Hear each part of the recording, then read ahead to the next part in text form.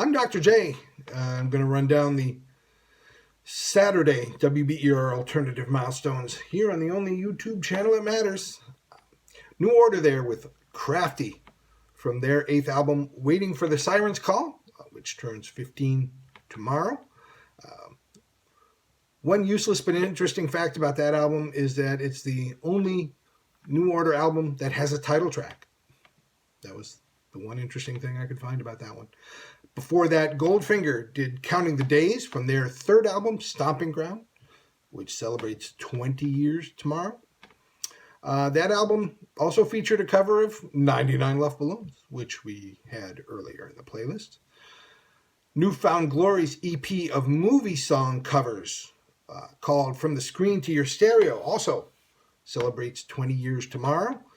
We heard That Thing You Do from the Tom Hanks movie of the same name, and that's a movie that if it's on TV, I'm going to sit there and watch it.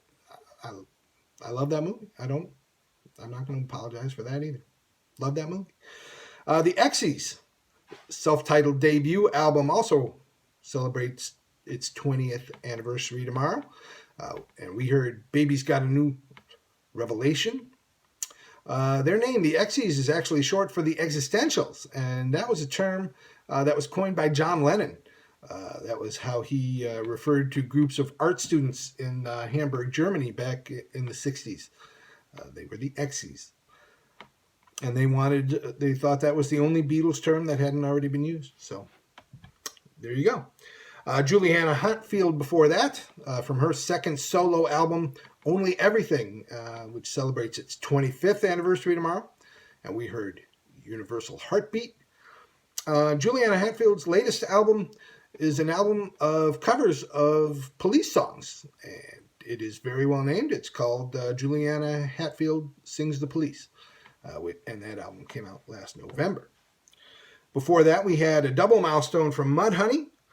Tomorrow is guitarist Steve Turner's 55th birthday, and tomorrow also is the 25th anniversary of their 4th album, My Brother the Cow, and we heard Generation Spokesmodel from that album. Faith No More did Ricochet, that from their 5th album, King for a Day, Fool for a Lifetime, which is also celebrating its 25th anniversary tomorrow. During the recording of that album, which was down near Woodstock in downstate New York, unless you're from New York and then it's upstate New York, but 4 members of the band were actually involved in a fairly bad car accident, and one of them said that they saw God. So, and we started that set with another album celebrating its 25th anniversary tomorrow, Wilco, with their debut album, AM.